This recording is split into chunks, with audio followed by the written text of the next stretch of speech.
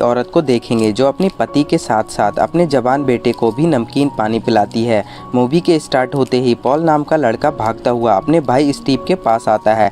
Steve अपनी lover की खुदाई कर रहा होता है। पॉल स्टीव को बताता है कल रात हमारे डैड ने किसी लड़की के साथ शादी कर ली। स्टीव कहता है ये बात तुम्हें कैसे पता चली? तब पॉल कहता है मुझे हमारे वकील ने बताया है और अपनी नई मॉम का नाम कैरन है, इससे ज़्यादा मैं कुछ नहीं जानता। स्टीव की गर्लफ्रेंड जी बेड से उठकर अपने कपड़े पहनती है और उन दोनों से कहती है तुम्हारे डैड एक अमीर आदमी है और वो लड़की तुम्हारे डैड का सब कुछ लूट कर भाग जाएगी। इसके बाद वो वहाँ से चली जाती है। इसके बाद अगले सीन में हम देखते हैं शाम को जेरी अपनी नई वाइफ कैरन के साथ घर पर आता है। इसके बाद वो उसे अपने दोनों बेटे पॉल और स्टीव से मिलाता है। कैरन एक जवान और सेक्सी औरत थी लेकिन वो पॉल और स्टीव को ज़्यादा अच्छी नहीं लगती।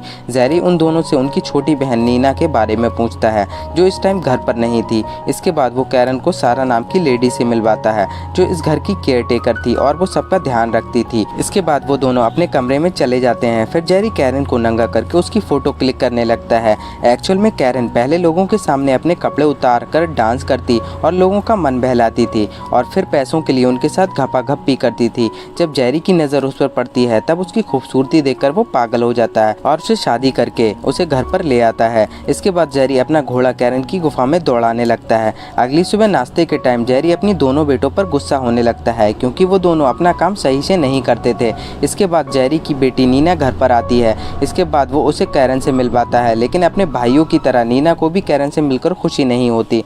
कुछ टाइम के बाद हम देखते हैं नीना बीच पर घूम रही थी तो दूसरी तरफ कैरन अपने बदन पर धूप सेक रही थी। इसके बाद स्टीव उसके पास आता है और उससे कहता है तुमने हमारे डैड से पैसों के लिए शादी की है, तुम्हें यहाँ से चले जाना चाहिए। लेकिन कैरन उसकी किसी भी बात का सही से जवाब नहीं देती। इसके बाद जेरी उसी रात को अपनी शादी की खुशी में एक छोटी सी पार्टी रखता है जहाँ पर स्टीव और पॉल दोनों की गर्लफ्रेंड आई हुई थी। पॉल की गर्लफ्रेंड का नाम सैंडी था, वो भी कैरन से मिलती है। पार्टी इंजॉय करने के बाद कैरन और जेरी अपने कमरे में चले जाते हैं। कमरे में आने के बाद कैरन अपने कपड़े उतारती है और टांगे फैलाकर लेट जाती है। फिर जेरी अपना कमाल दिखाता है और अपनी जीभ से उसकी गुफा का नमकीन पानी निकालने लगता है। जब ये दोनों घपाघप कर रहे थे तब नीना उन दोनों को चुपके से देख रही थी। अगले दिन कैरन अकेले ही जेरी की कंपनी का कंस्ट्रक्शन साइट पर चली जाती है जहाँ पर वो स्टीव से मिलती है और वो उसे कहती है अगर तुम मेरे बारे में कुछ जानना चाहते हो तो सीधा सीधा मुझसे पूछो, किसी और से नहीं। एक्चुअल में स्टीव कैरन के बारे में पता करने की कोशिश कर रहा था जिसके बारे में कैरन को पता चल जाता है। उसी दिन जेरी किसी काम से सिलसिले में बाहर चला जाता है।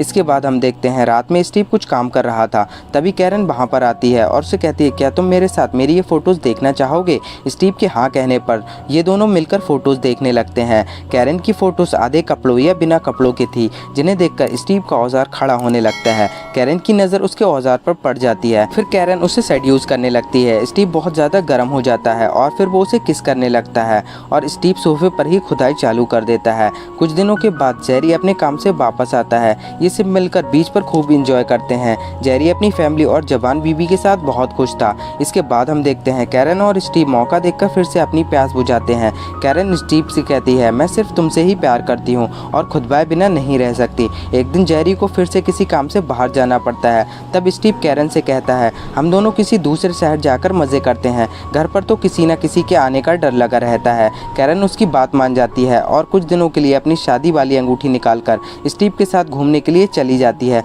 दोनों एक होटल में रुकते हैं जहाँ पर कैरन की मुलाकात अपने ओल्ड फ्रेंड माइक से होती है जो उसका पहले काम संभालता था। माइक उससे स्टीव के बारे में पूछता है वो कौन है और तुम्हारा पति कहाँ है, क्या तुम शादी के बाद भी लोगों की प्यास बुझाने का काम कर रही हो? इसके बाद कैरन उसकी बातों को टालकर वहाँ से चली जाती है। इसके बाद वो कमरे में आकर सारा को कॉल करती है और उससे कहती है मैं कुछ दिनों के लिए किसी काम से बाहर आई हूँ।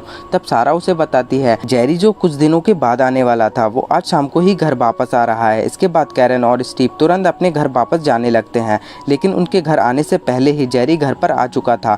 जेरी को उन दोनों को साथ देखकर उन पर शक होने लगता है। एक दिन जेरी अपनी गाड़ी को एक ऊंची सी पहाड़ी पर रोककर अपने वकील से बात कर रहा था। इसके बाद हम देखते हैं पॉल अपने घर पर आकर बताता है कुछ लोगों ने हमारे डैड की गाड़ी को पहाड़ी से गिरते हुए देखा है। कुछ टाइम के बाद वकील भी वहाँ पर आ जाता है और उन लोगों को बताता है ना ही पुलिस को गाड़ी मिली है और ना ही तुम्हारे डैड। इसके बाद अगले दिन रॉब नाम का एक पुलिस ऑफिसर उनके घर पर पूछताछ के लिए आता है। वो उनसे पूछता है क्या जेरी किसी परेशानी में था जिसकी वजह से उसने सुसाइड करने के बारे में सोचा? स्टीव कहता है ऐसी कोई बात नहीं थी, वो तो अपनी शादी के बाद से बहुत ज़्यादा खुश थे। रॉब उनकी बातें सुनकर वहाँ से चला जाता है और अगले दिन स्टीव को पुलिस स्टेशन से कॉल आता है और उसे बताया जाता है पुलिस को जेरी की गाड़ी मिल चुकी है, लेकिन उनकी बॉडी के बारे में कुछ भी पता नहीं। इसके बाद हम देखते हैं शाम को कैरन बीच पर घूम रही थी। जब वो वापस आती है तब उसे वहाँ पर अपनी ही तस्वीर मिलती है जो किसी ने उसी टाइम खींची हुई थी। ये देखकर कैरन घबरा जाती है और वो सारा से इसके बारे में पूछती है। सारा कहती है हम दोनों के अलावा इस घर में कोई नहीं है।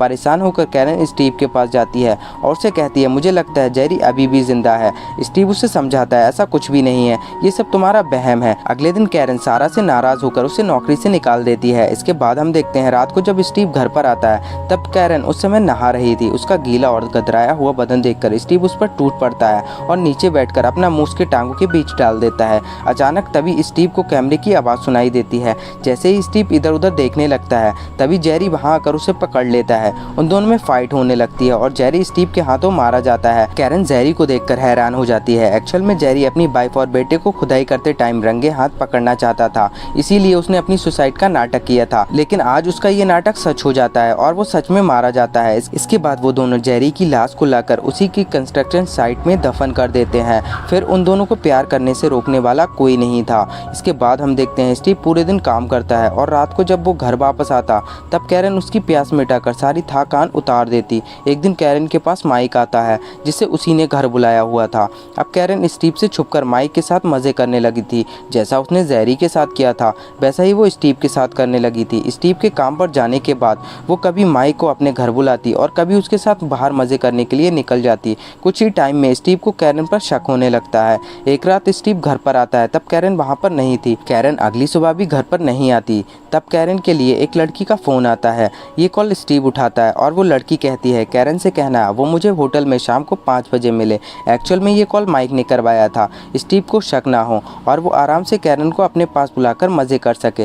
लेकिन कैरन का अभी तक कोई पता नहीं था। उसके बिना बताए गायब होने से स्टीव परेशान होने लगता है। वो सोचने लगता है शाम को कैरन किसी लड़की से नहीं बल्कि अपने लवर से मिलने वाली है। ये सोचकर वो होटल की तरफ निकल पड़ता है। अचानक से रॉब उसकी गाड़ी रोककर उसे चेक करने लगता है। गाड़ी की डिग्गी में कैरन की लाश पड़ी होती है जिसे देखकर स्टीव हैरान हो जाता है और रॉब उसे अरेस्ट कर लेता है। इसी बीच मौका देखकर स्टीव भागने की कोशिश करने लगता है जिसकी वजह से रॉब उस पर गोली चलाकर उसे मार देता है। कुछ टाइम के बाद सारा घर पर वापस आ जाती है और वो स्टीव और कैरन की फोटोज जला रही थी।